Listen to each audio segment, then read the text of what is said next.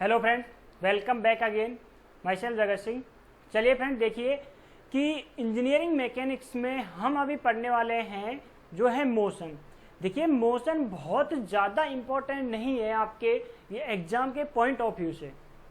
कुछ कभी कभी क्वेश्चन पूछ लिए जाते हैं यहाँ से, और थोड़े अच्छे क्वेश्चन पूछता है, ठीक है, यहाँ से। तो ये जो जिस भी स्टूडेंट ने 11th में बहुत अच्छे से फिजिक्स पढ़ी है, उसको इस टॉपिक को पढ़ने में बिल्कुल भी दिक्कत नहीं होनी चाहिए मेरे ख्याल से, ठीक है। जिन्होंने अच्छे से फिजिक्स नहीं पढ़ी है, अभी क्या ना कि आपके फिजिक्स पढ़ने में थोड़ा गैप हो गया था, तो अभी इस टॉपिक को थोड़ा सा पढ़ोगे तो आपको थोड़ा अजीब लगेगा। वैसे ये सारी चीज़ें आपको आती हैं क्योंकि आपने फिजिक्स में आपने पढ़ा हुआ है 11th में और 12th में इस टॉपिक को, ठीक है। तो सबसे पहले बात आती है कि मोशन होता क्या है, गति क्या होती है, ठीक है। अब गति की बात करें तो गति, मान लीजिए किसी भी एक पॉइंट से दूसरे पॉइंट तक पहुंचना। मान लीजिए सपोज दैट कि मैं इस पॉइंट से और इस पॉइंट तक जा रहा हूं, तो मैं किस तरीके से जा रहा हूं, यहां पर एक गति हो रही है, मोशन हो रहा है, ठीक है। अब मोशन यहां से, मान लीजिए मैं यहां से आपको एग्जांपल लेके बताऊं,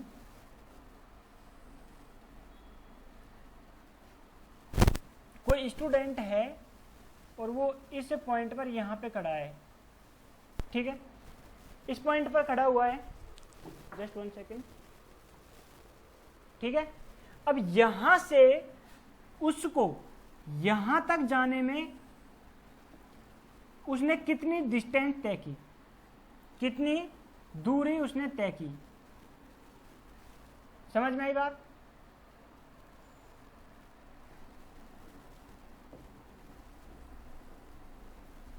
मान लीजिए ये 5 मीटर चला इस पॉइंट तक, ठीक है। तो यहां से और यहां तक, इस point to A, point A से बी तक पहुंचने में उसको कितना टाइम लगा, ये क्या है, गति है, ठीक है। मान लीजिए आपने अपने दैनिक जीवन में देखा होगा, कोई आदमी चलना प्रारंभ करता है, सुबह अपने घर से निकला और खेत, मतलब अपने घर से निकल गया, अपने होम से ऑफिस गया, होम टू ऑफिस, ठीक है। अब ऑफिस जाने में उसने कितनी डिस्टेंस कवर की है और कितने टाइम में की है, ठीक है। तो ये क्या है, गति है, मोशन कहलाएगा, ठीक है। अब यहां पर मैं मोशन की यदि डेफिनेशन की बात करूं सीधी सीधी, तो मोशन है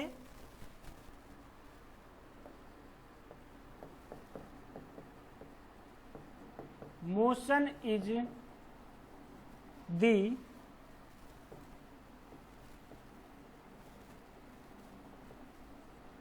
change of an object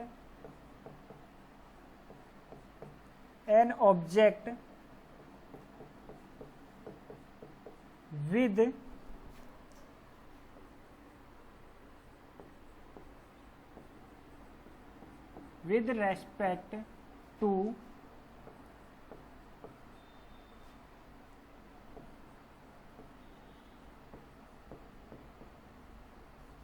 surrounding in a given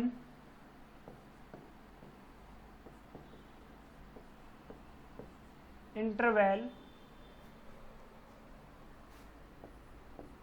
of time,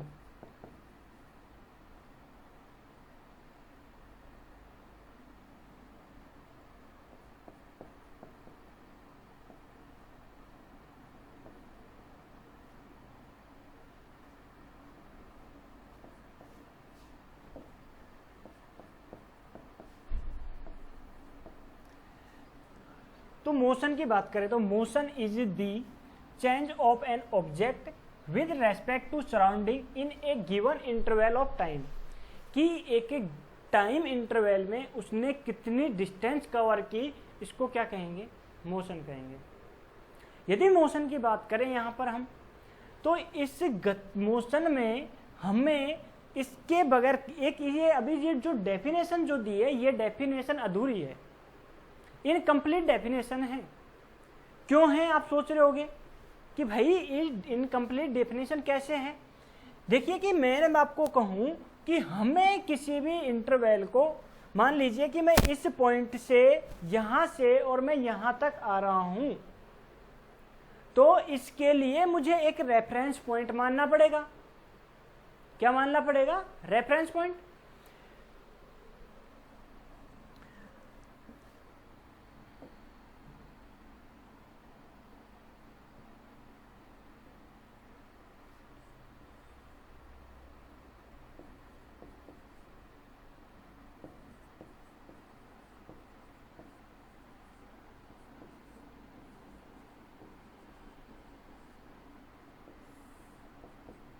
reference frame की बात करें, अब रेफरेंस फ्रेम क्या होता है कि देखिए रेफरेंस फ्रेम, मान लीजिए कि कोई ट्रेन आ रही है, ऐसे ट्रेन आ रही है और यहां पर मेरे सामने से, इधर से ट्रेन आ रही है मेरे सामने, तो किसके टुवर्ड्स आ रही है? किसके टुवर्ड्स आ रही है? मी। और किसके रेस्पेक्ट में? अब इसे यदि अर्थ के रेस्पेक्ट में देखें तो किसके रेस्पेक्ट में आ रही है? मेरी तरफ आ रही है। बट वो मैं तो कांस्टेंट हूं ना, यहां पर मैं तो यहां पर कांस्टेंट हूं, ठीक है, बट ट्रेन तो चल रही है, ठीक है, वो तो मोशन कर रही है कंटिन्यू, तो उसका रेफरेंस फ्रेम किसके अकॉर्डिंग मानेंगे? अर्थ के अकॉर्डिंग, ठीक है। मान लीजिए एक एग्जांपल और देता हूं कि मान लीजिए कि आप रेफरेंस पॉइंट ना होता तो क्या होता कि भाई मैं यहां पे हूं, मेरे हाथ में मार्कर है, भाई मैं यहां से यहां तक घूमा, ऐसे गया, यहां से यहां तक गया, यहां से यहां तक आया, ऐसे मैं जा रहा हूं, तो आपको पता है कि ये मार्कर ने कुछ गति की क्या? मार्कर ने, भाई ये तो मेरे हाथ में है ना, इसने थोड़ी ना गति की, इसने थोड़ी मोशन किया है। मोशन तो मैंने किया है, मेरी बॉडी ने किया है कि मैं इस पॉइंट यहां से और यहां तक आया, तो इसका पता कैसे चला? मैं हवा में थोड़ी ना आ गया। समझ में आ रही है बात? तो इसके लिए मान लीजिए कोई मेरे ऊपर कीड़ा बैठा है, ठीक है, छोटू सा, उसका पता ही नहीं है, मुझे तो पता भी नहीं है कोई बैठा है। मैं यदि पूछूं कि इस कीड़े ने कितनी गति की, तो भाई जितनी मैंने मोशन किया है, जितना मैंने मोशन किया उतना ही उसने किया है, राइट, ठीक है। अब मोशन उसने थोड़ी ना किया है, कीड़े ने जो कीड़ा बैठा हुआ है मेरे ऊपर, उसने थोड़ी ना मोशन किया है, मोशन तो मैंने किया है, ठीक है। जैसे एक और एग्जांपल देखिए, कि मान लीजिए कि सबसे पहले हमने फ्रेम की बात क्यों आया कि भाई हमें रेफरेंस फ्रेम की, रेफरेंस पॉइंट की जरूरत पड़ेगी। सबसे पहली बात तो कि हमने देखा कि मान लीजिए यार हमने सोचा कि ये अर्थ है, सबसे पहले गए हम पृथ्वी के पास गए कि आप ये कमरे की चारों दीवारें हैं, क्या आप, मैं आपसे पूछूं कि ये चारों दीवारें गति कर रही हैं क्या, मोशन कर रही हैं क्या? यदि मैं आपसे पूछूं तो आपका आंसर क्या होगा? Tell me. नहीं पता। तो देखिए कि अब जब मैं यहां पर बैठा हूं, जब मैं इस पोजीशन पर खड़ा हूं, तो ये दीवारें हैं चारों तरफ, तो ये किसके रे? ये पृथ्वी है। अब पृथ्वी तो घूम रही है ना, तो पृथ्वी घूम रही है, तो अब मैं गति नहीं कर रहा, मैं कौन यहां पे स्थिर हूं, ठीक है, बट कौन घूम रहा है? पृथ्वी घूम रही है। किसके चारों ओर घूम रही है? सूर्य के, सूर्य का राउंड। अब यदि कोई अंतरिक्ष में कोई एलियन बैठा है, उससे पूछा जाए कि भाई जो मैं यहां पर खड़ा हूं, क्या मेरी गति हो रही है? तो वो बोलेगा हाँ बिल्कुल हो रही है, ऑब्वियसली हो रही है, यस या नो, ठीक है। तो ये है, तो रेफरेंस पॉइंट हमने इसलिए मानते हैं कि हमें किसी भी पॉइंट, किसी भी एक बिंदु को लेके उस बिंदु से हम उसकी डिस्टेंस कवर कर लेंगे, कितनी हमने डिस्टेंस कवर की है, ठीक है। Reference frame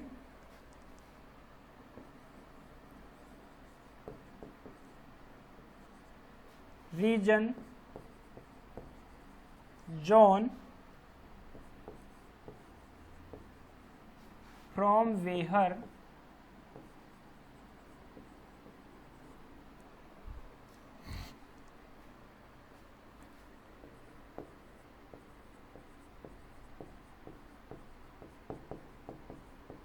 observation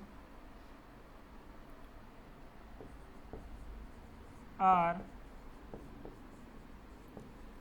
taken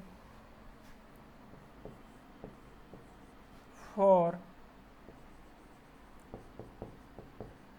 motion parameter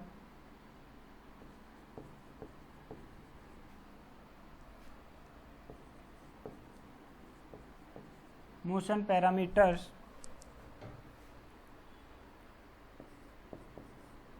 of a body। अब हमें किसी भी गति को कराने के लिए, कोई भी गति यदि कर हो रही है, उस गति को कराने के लिए हमें चार चीजों की जरूरत पड़ती है। अब चार चीजें कौन कौन सी हैं भाई? हमें मान लीजिए मैंने यहां से इस पॉइंट से मैंने यहां से चलना प्रारंभ किया, इस पॉइंट से, ठीक है।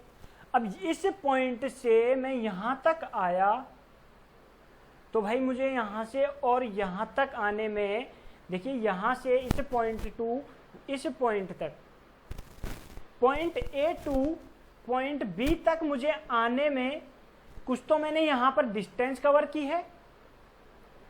तो इस डिस्टेंस को कवर करने में मुझे कितना टाइम लगा होगा ये पता होना चाहिए, ठीक है। एक हमें क्या जरूरत होती है, कितना हम डिस्प्लेसमेंट हुए, डिस्प्लेसमेंट। एक एक्सेलरेशन की रिक्वायरमेंट होती है, फॉर पैरामीटर्स में बता रहा हूं, ठीक है। इसके अलावा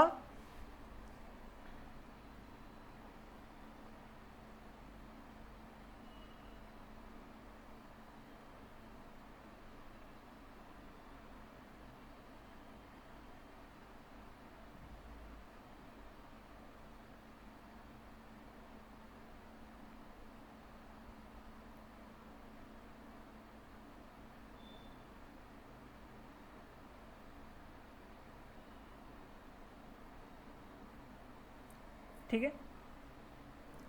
तो देखिए मैं यहां पे लिख देता हूं, सबसे पहले तो हमें टाइम चाहिए होता है, ठीक है। दूसरी चीज वेलोसिटी,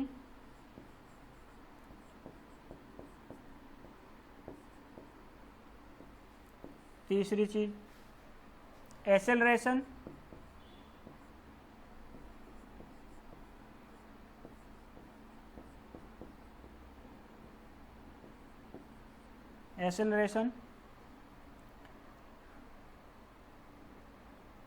एंड चौथी चीज है वो है डिस्प्लेसमेंट।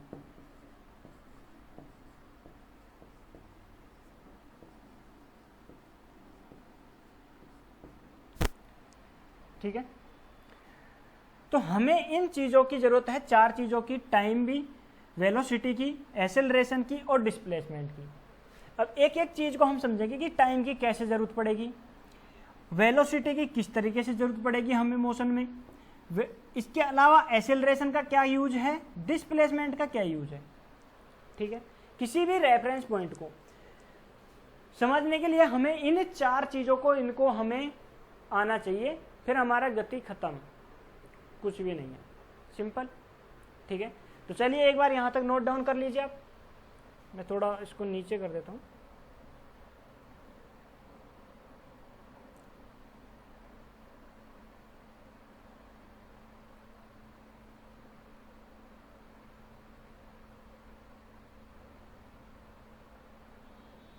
तो यहां तक नोट डाउन कर लीजिए आप एक बार।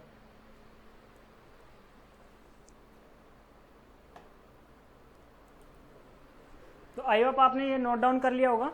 ठीक है, तो नेक्स्ट चलते हैं, अब आगे बढ़ते हैं।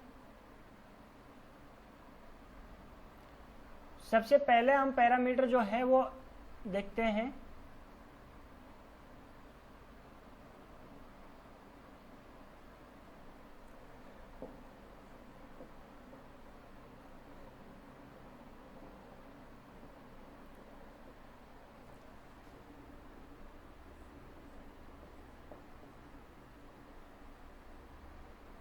टाइम की बात करेंगे।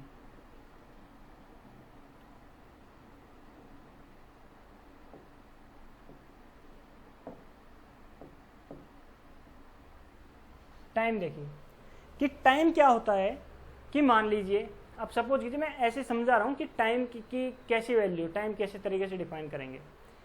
कि मान लीजिए कि मैं किसी पॉइंट पे था, मान लीजिए मैं पॉइंट ए पर यहाँ पर हूँ, मान लीजिए कि ये कोई पॉइंट है ए, ठीक है। इस पॉइंट पर मैं खड़ा हुआ हूँ, इस पॉइंट से मैं चल रहा हूँ, यहाँ तक आया, ठीक है। अब इस पॉइंट ए से बी तक मैंने टोटल डिस्टेंस कवर की 5 किलोमीटर की, 5 किलोमीटर की, ठीक है।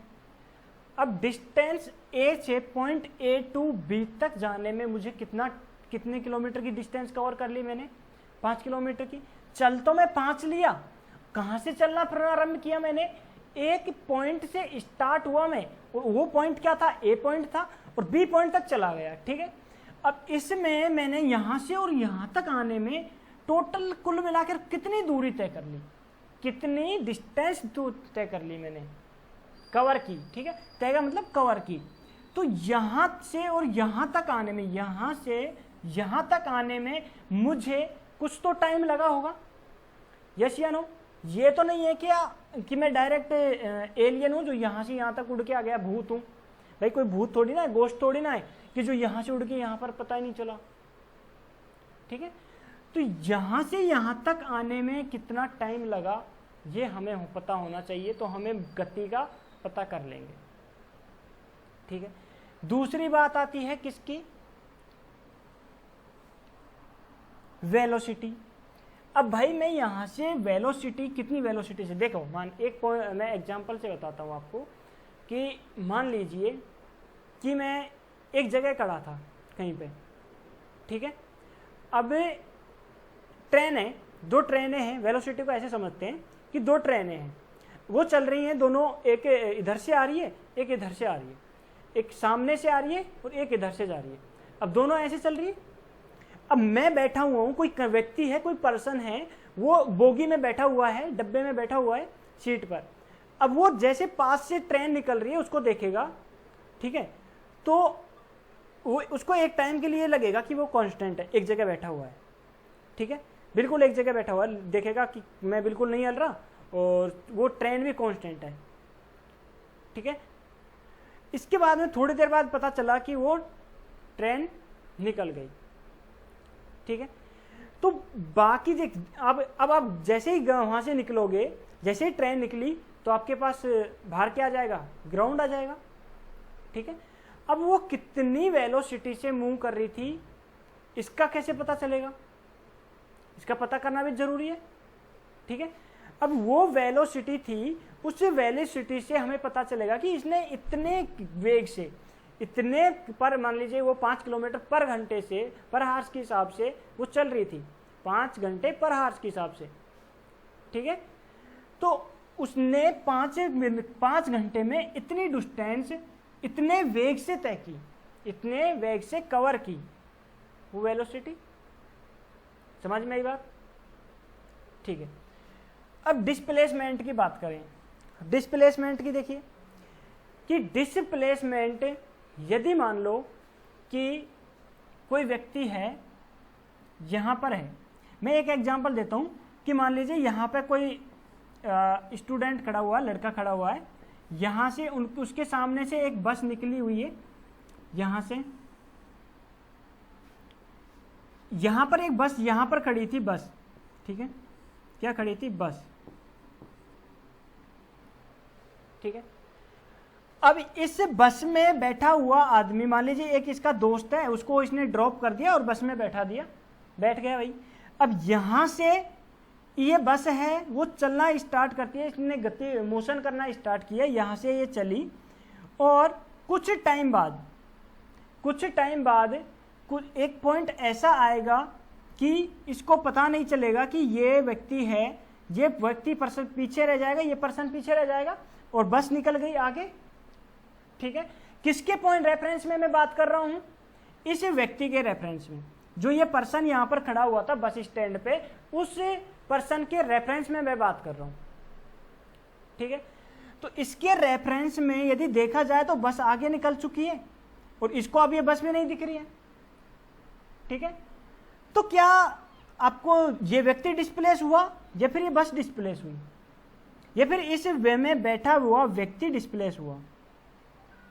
ठीक है भाई, ये व्यक्ति क्या इस आपसे मैं यदि क्वेश्चन पूछूं कि इसमें जो व्यक्ति बैठा है, ये पर्सन बैठा हुआ है इस बस के अंदर, इसने कितना मोशन किया, क्या आप बता सकते हो? यस या नो? तो ये जो पर्सन बैठा हुआ है ये गति नहीं कर रहा है, ये मोशन नहीं कर रहा है, मोशन कर रही है बस। बस है वो इस पॉइंट से इस पॉइंट पर पहुंच चुकी है, इस पॉइंट पर। अब इस पॉइंट पर आ गई है बस, यहां से इस पॉइंट पर पहुंच गई। ठीक है, तो अब मान लीजिए इसने यहां पर कोई ब्रेकर आया, यहां पर ब्रेकर, ठीक है, ये कोई ऊंचा सा ब्रेकर आ गया। ठीक है, इस ब्रेकर पे बस ने जब ब्रेक लगाया तो बस में बैठा हुआ व्यक्ति जो पर्सन है, जो बैठा हुआ पर्सन है, सीट पे बैठा हुआ पर्सन है, वो क्या है, थोड़ा आगे झुकेगा। ठीक है, अब आगे झुका किसके कारण? उसने ब्रेक लगाया और ब्रेक लगाने के कारण वो आगे गया। ठीक है, तो जैसे ही वो आगे गया तो उसने गति कब की, उसने मोशन कब किया व्यक्ति पर्सन ने? जब उसने बस ने ब्रेक लगाया। बस में क्या लगाया गया? ब्रेक लगाया गया। ठीक है, तो अगर फिर ये वापस से मान लीजिए कि ये भाई मार्केट में गया था, इसने बोला कि मैं थोड़ी देर यहीं पे बैठ रहा हूं, और ये थोड़ी देर यहीं पे बैठा रहा बस स्टैंड पर कुछ टाइम के लिए, सम टाइम। फिर ये व्यक्ति वापस से इसी स्थान पर आ गया, यहां पर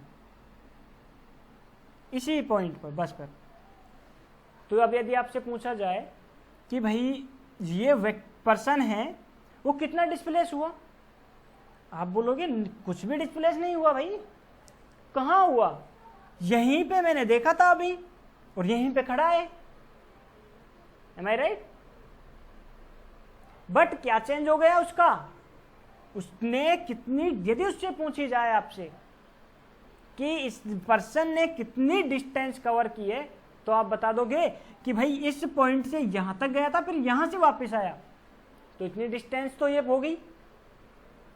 ठीक है, बट डिस्प्लेसमेंट यदि पूछा जाए तो डिस्प्लेसमेंट तो उसका क्या रहेगा? 0 रहेगा। किसके रेफरेंस में?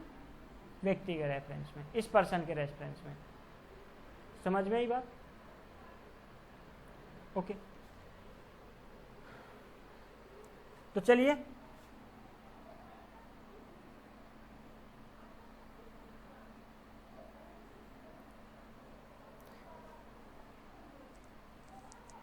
डिस्प्लेसमेंट एक्चुअली होता क्या है वो देखिए। डिस्प्लेसमेंट की मैं डेफिनेशन लिखा देता हूं आपको।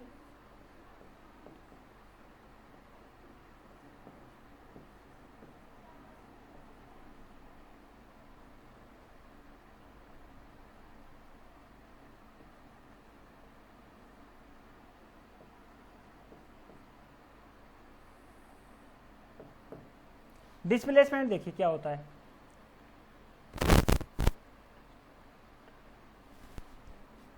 Displacement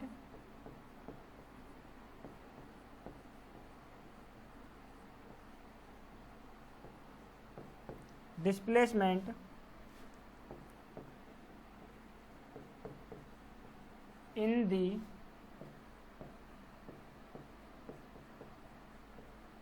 shortest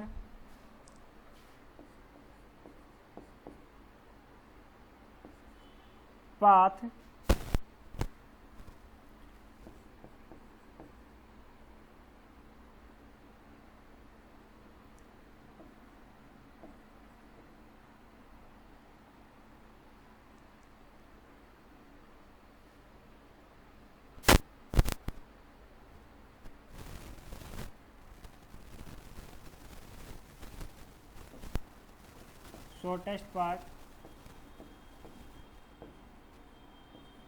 traveled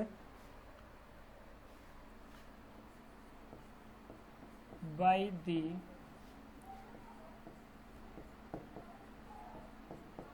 object।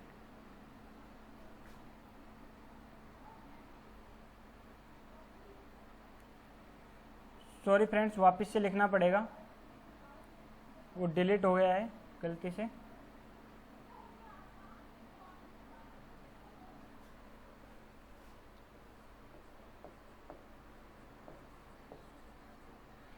लिख लिया होगा शायद आपने, ठीक है। मैं एग्जाम्पल देके बता देता हूँ आपको। वैसे ही देखिए एग्जाम्पल देखिए कि मान लीजिए कि यहाँ पर मेरा कोई घर है एक, और यहाँ पर एक कोई दूसरा घर है फ्रेंड का, ठीक है। अब ये इस एक पर्सन है, कोई ए पर्सन है, ए ऑब्जेक्ट है और ये बी ऑब्जेक्ट है, ठीक है। ये कोई ए पर्सन है, ये पर्सन ने यहाँ से चला, ये यहाँ से चलना प्रारंभ किया है इसने, ठीक है। यहाँ तक आया, फिर ये यहाँ गया, फिर ये वापस से यहाँ आया, ठीक है। अब यदि मैं इसकी बात करूं, ये पॉइंट ए से यहाँ तक आया, यहाँ से फिर यहाँ पे गया, ठीक है।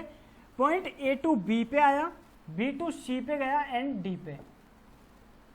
अब यदि मैं इसकी डिस्प्लेसमेंट की बात करूं कि भाई ये जो पर्सन है, ये पर्सन है, वो कितना डिस्प्लेसमेंट लिया है, उसने कितना डिस्प्लेस हुआ है, तो वो डिस्प्लेस एक्चुअली इतना ही हुआ है। कितना डिस्प्लेसमेंट आएगा उसका, इतना सा। ये तो यहां से और यहां तक दूरी तय कर ली इसने। डिस्प्लेसमेंट क्या होता है कि किसी ऑब्जेक्ट द्वारा एक शॉर्टेस्ट पाथ कवर करना, क्या कहलाता है, डिस्प्लेसमेंट, ठीक है। तो ये ए पॉइंट से बी पॉइंट तक, यहां पर डी पॉइंट पर पहुंचने में उसने कितना डिस्प्लेस, एक्चुअल में मान लीजिए कि भाई मैं घूम के जा रहा हूं, मैं पहले तो जा रहा हूं, पहले मैं दिल्ली जा रहा हूं, फिर मैं कोलकाता जा रहा हूं, फिर मुंबई जा रहा हूं, ठीक है। इन दोनों का शॉर्ट पाथ, इन सभी का एक शॉर्ट पाथ क्या कहलाएगा, डिस्प्लेसमेंट कहलाएगा, सिंपल भाषा में। समझ में आ गई, ठीक है। अब dx निकालने का फॉर्मूला जो होता है डिस्प्लेसमेंट dx, डिस्प्लेसमेंट को हम शो करते हैं dx से डिफाइन करते हैं x2 माइनस x1, ठीक है। ये इसका डिस्प्लेसमेंट का फॉर्मूला होता है। पर हम करते हैं कि मान लीजिए ये कोई पर्सन था, यहाँ पर एक पर्सन है, ये अपने घर से ऑफिस के लिए निकला, ठीक है। अब ऑफिस उसका यहाँ से इस, यहाँ पर मान लीजिए उसका ऑफिस है, इस ऑफिस तक जाने में उसको जाना है। यहाँ से अपनी कार स्टार्ट की इस ए आदमी ने, ए पर्सन ने, ठीक है। अब एक ये जो ए आदमी है वो यहाँ से चला और यहाँ पर आ पहुँचा, आदमी सेम है, सेम पर्सन है, ठीक है। यहाँ से यहाँ तक पहुँच गया, आ गया, ठीक है। अब वो क्या है कि उसने बीच में यहाँ पर क्या किया, वो यहाँ से चला और इसने सोचा कि यार मैं चाय पियाता हूँ, तो वो चाय पीने के लिए यहाँ पर थड़ी पर आ गया, ठीक है। अब एक्चुअल में यहाँ से फिर वो कितनी दूरी पर उसकी थड़ी है, 2 किलोमीटर की दूरी पर थड़ी है, और ये टोटल डिस्टेंस कितनी है, 5 किलोमीटर, ठीक है। यहां से गया और यहां पर चला गया। अब आपसे पूछा जाए कि ये जो आदमी है वो कितना डिस्प्लेस हुआ, ठीक है। तो अब घर से तो निकल गया वो, ठीक है। अब घर से निकल गया तो उसने 2 किलोमीटर की दूरी यहां तक आ गया, ठीक है। कहां पर आ गया, यहां पर आ गया। तो हमें पता क्या करना है कि हमें ये डिस्प्लेस, इतने कितना डिस्प्लेसमेंट हुआ इसका, ठीक है। तो डिस्प्लेसमेंट का मैंने फॉर्मूला आपको लिखाया है, dx is equal to x2 minus x1,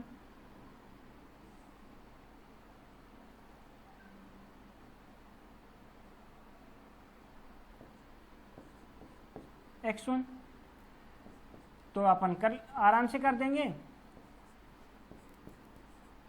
कितना आ जाएगा, 3 किलोमीटर हमारा आंसर आ जाएगा, ठीक है। समझ में आ गई बात, लिखो इसको जल्दी से।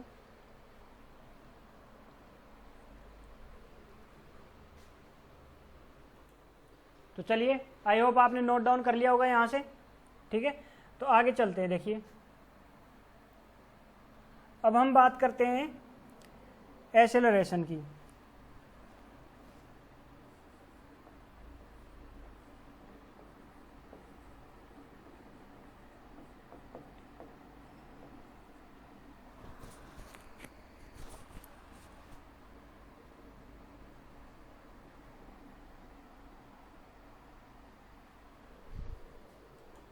ठीक है, तो एक्सेलरेशन देखते हैं। एक्सेलरेशन क्या होता है कि एक्सेलरेशन देखिए कि रेट ऑफ, मान लीजिए मैं आपको एक एग्जांपल से समझाता हूँ, ठीक है, कि मान लीजिए आपने देखा होगा कि कोई कार है या कोई बस है, ठीक है, किसी बस में आप बैठे हो और वो चल रही है, एक स्ट्रेट लाइन में चल रही है, ठीक है। अब स्ट्रेट में लाइन में चल रही है, तब तक स्ट्रेट लाइन में चलती रहेगी जब तक तो उसमें कोई भी एक्सेलरेशन नहीं होगा। बट जैसे ही वो टर्न लेगी, मान लीजिए यू टर्न लिया, तो उसमें एक्सेलरेशन जनरेट हो जाएगा। ठीक है, इसकी डेफिनेशन से समझिए आप।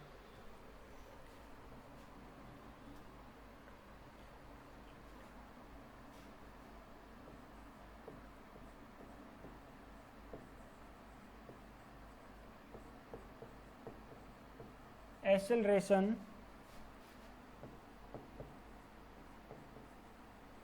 is the rate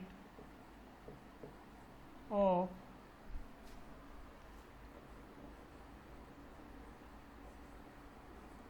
change of velocity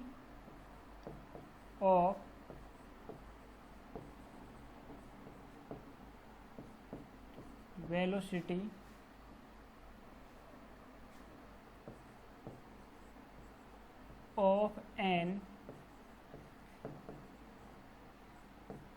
object with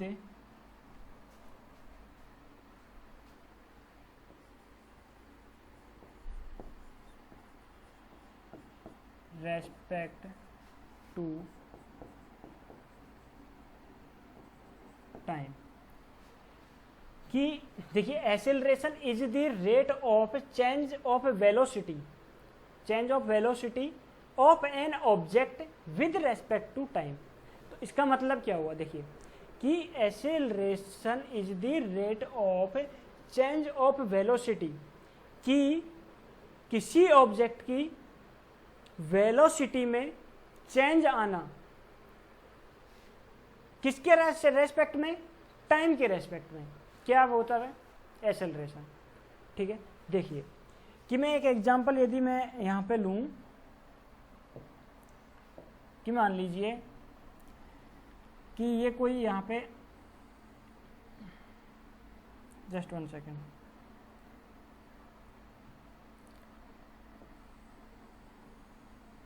ये कोई कार है, ठीक है, ये कार है, ये यहाँ से चल रही है, इसकी जो वेग है, वेलोसिटी है, वो है 80 किलोमीटर पर आवर। ठीक है, 80 किलोमीटर पर आवर के वेलोसिटी से ये जो कार है वो मूव कर रही है। और कैसे मूव कर रही है, ये एक स्ट्रेट लाइन में मूव कर रही है। किसमें, स्ट्रेट लाइन में।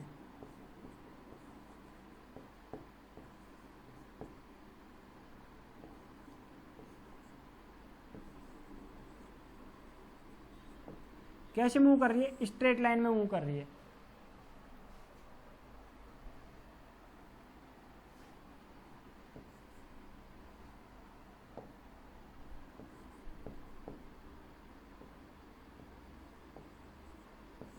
ठीक है, मतलब एक सीधी रेखा में वो चल रही है। तो जब तक ये कार है 80 किलोमीटर पर आवर के हिसाब से चल रही है, ठीक है, तब तक ये चलती रहेगी, जब तक ये चलती रहेगी, चाहे इन्फिनिटी तक चल जाए, इनफाइनाइट तक चल जाए, तो भी ये इसमें कोई एक्सेलरेशन जनरेट नहीं होगा, क्योंकि ये कैसे चल रही है, बिल्कुल एक प्लेन में चल रही है। ठीक है, एक स्ट्रेट लाइन में, एक सीधी रेखा में गमन कर रही है। ठीक है। जैसे कि मैं एग्जांपल दूं, जैसे जो ट्रेन चल रही है, ट्रेन है वो बिल्कुल एक स्ट्रेट पटरी पर चलती है, बिल्कुल पैरेलल, तो वो जब तक चलती रहे, जब तक चाहे कहीं पे भी उसमें कोई टर्न ना आए और उसकी जो वेलोसिटी है वो सेम रहे, ठीक है, तो उसमें एक्सेलरेशन नहीं रहेगा। यहां पर क्या है, इसका एक्सेलरेशन यदि मैं पूछूं तो ये क्या रहेगा, कांस्टेंट। ये किससे चल रही है, कांस्टेंट वेलोसिटी से मूव कर रही है, कांस्टेंट वेलोसिटी से, कांस्टेंट वेलोसिटी से, ठीक है। अब एक्सेलरेशन कब होगा, वो कंडीशन देखिए कि मान लीजिए कि ये कोई कार है, यहां से चलना इसने प्रारंभ किया, बिल्कुल सीधी चल रही है, फिर यहां पर यू टर्न आया और उसको घूमना पड़ गया ऐसे, ठीक है। अब यहां से इस पॉइंट से उसने चलना, इसने क्या किया, मोशन करना प्रारंभ किया और यहां से इस पॉइंट ए से चल रही है वो, और इसकी जो स्पीड है 30 किलोमीटर पर आवर है, ठीक है। अब उसकी वेलोसिटी भी यहां पर भी इतनी है, 30 किलोमीटर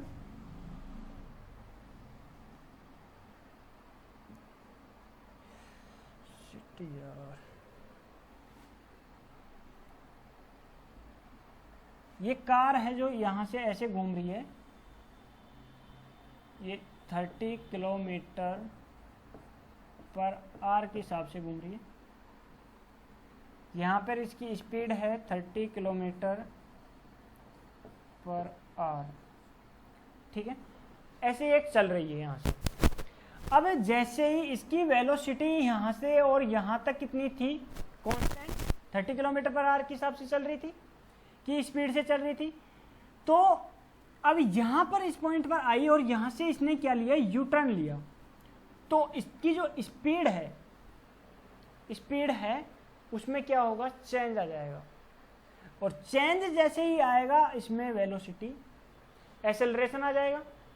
देखिए आपने देखा होगा कि आप जैसे कोई बस में बैठे होते हो, जैसे स्कूल जाते होंगे आप बचपन में, क्या अभी भी कहीं पे ट्रेवल करते हो तो किसी घुमाव आता है, ठीक है, उसमें इसकी जो बस की वेलोसिटी उसको धीरे कर लिया जाता है, उसकी जो स्पीड को कम कर लिया जाता है। क्यों कम किया जाता है, क्योंकि यदि उसी स्पीड से, कांस्टेंट स्पीड से यदि वो चलती रहेगी तो वो यू टर्न आएगा, तो उस यू टर्न पर उसकी वेलोसिटी, उसकी जो स्पीड की वजह से क्या होगा, एक्सेलरेशन की वजह से वो क्या हो जाएगी, पलट जाएगी बस,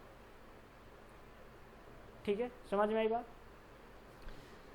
तो कि यहां से मान लीजिए देखिए आपने देखा होगा कि जैसे आप चल रहे हो, जैसे कोई भी कार चल रही है और यू टर्न आया, तो आपने जैसे ही कार को घुमाया तो एक इस टाइम के लिए उसकी जो स्पीड है, एक टाइम के लिए उसकी स्पीड है वो क्या होगी, कम होगी, ठीक है। तो देखिए अब नेक्स्ट, एक्सेलरेशन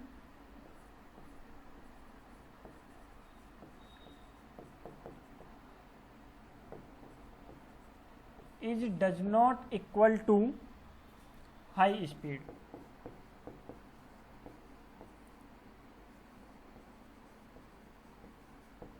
एक तो ये कंडीशन है कि जो एक्सेलरेशन है वो किसके इक्वल नहीं होता, हाई स्पीड के इक्वल नहीं होता, क्योंकि एक्सेलरेशन उससे हमेशा कम होगा, ठीक है। दूसरी चीज,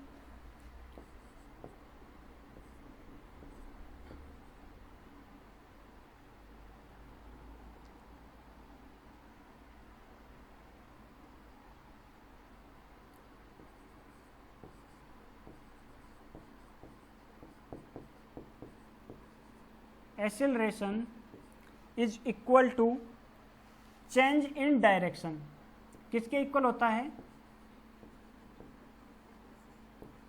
चेंज इन डायरेक्शन के इक्वल होता है, ठीक है।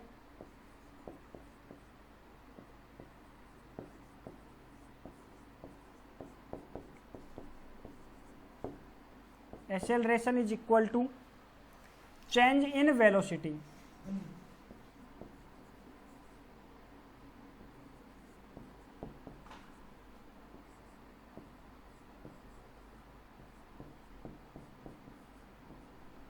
वेलोसिटी के क्या होता है, इक्वल होता है। ठीक है, नोट डाउन करिए एक बार यहां से।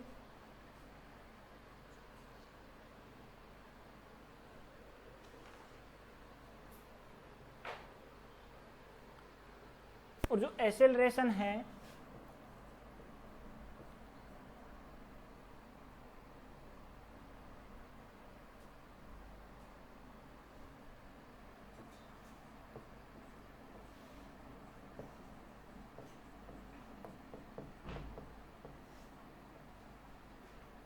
एक्सेलरेशन कैसी क्वांटिटी है, एक वेक्टर क्वांटिटी है।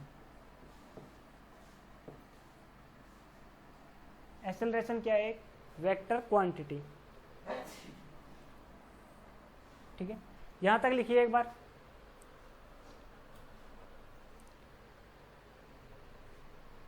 इसकी यदि यूनिट भी लिखना चाहो तो यूनिट भी लिख लो, यूनिट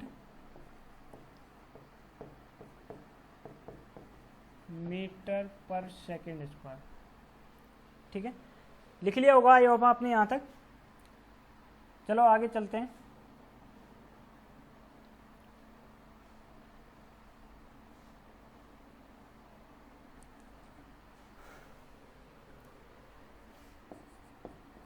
एक्सेलरेशन जो है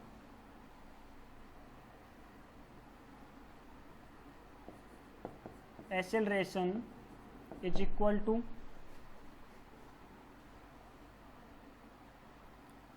टू किसके होता है, change in velocity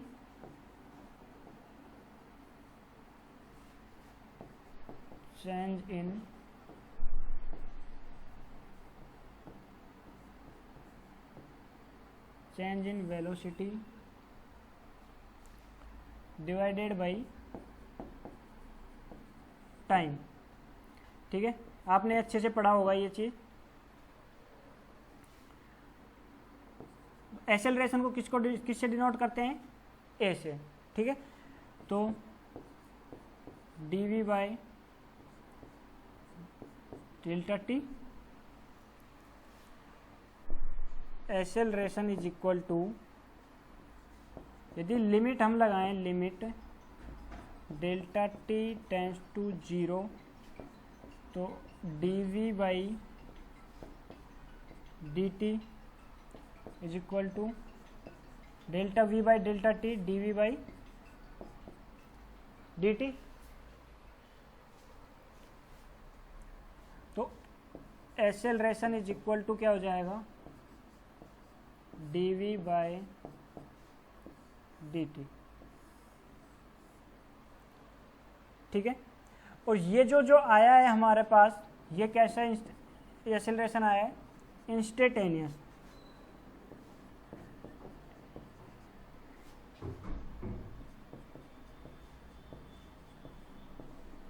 instantaneous acceleration, ये हमारे पास आया इंस्टेंटेनियस एक्सेलरेशन आया है। ठीक है,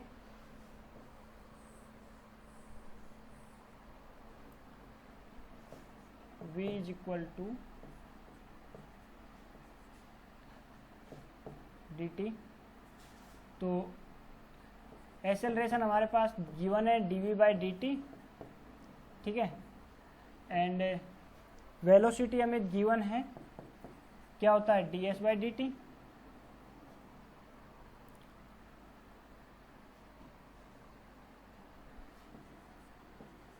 ds बाय dt। तो एक्सेलरेशन क्या निकल के आएगा हमारे पास, d2s बाय dt स्क्वायर। ये हमारे पास एक्सेलरेशन आ गया। ठीक है, लिखिए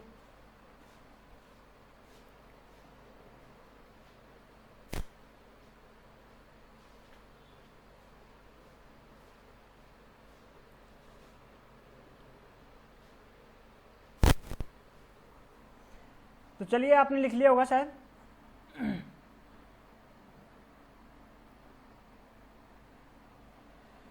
जो एक्सेलरेशन होता है वो change in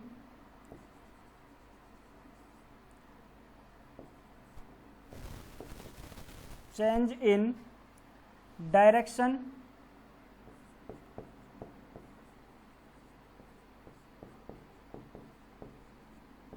is equal to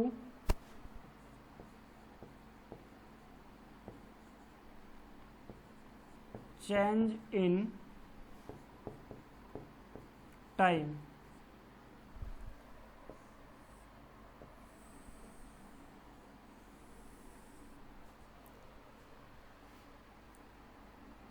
ठीक है, तो यहां तक लिख लीजिए। अब मिलते हैं नेक्स्ट लेक्चर में, तब तक के लिए thank you so much and have a nice day. I hope आपको इस लेक्चर को, देखो इसमें लेक्चर में कुछ ज़्यादा नहीं था, बिल्कुल 11th क्लास की सारी चीज़ें, एक्सेलरेशन, मोशन और डिस्प्लेसमेंट, सब चीज़ हम 11th में पढ़ चुके हैं सारी चीज़। ठीक है, बहुत ज़्यादा कुछ इसमें नहीं था। अब हम क्वेश्चन लगाएंगे तब आपको थोड़ा पता चल जाएगा। अब हम नेक्स्ट लेक्चर में पढ़ते हैं, मिलते हैं आपको। ठीक है, तब तक के लिए thank you so much and have a nice day.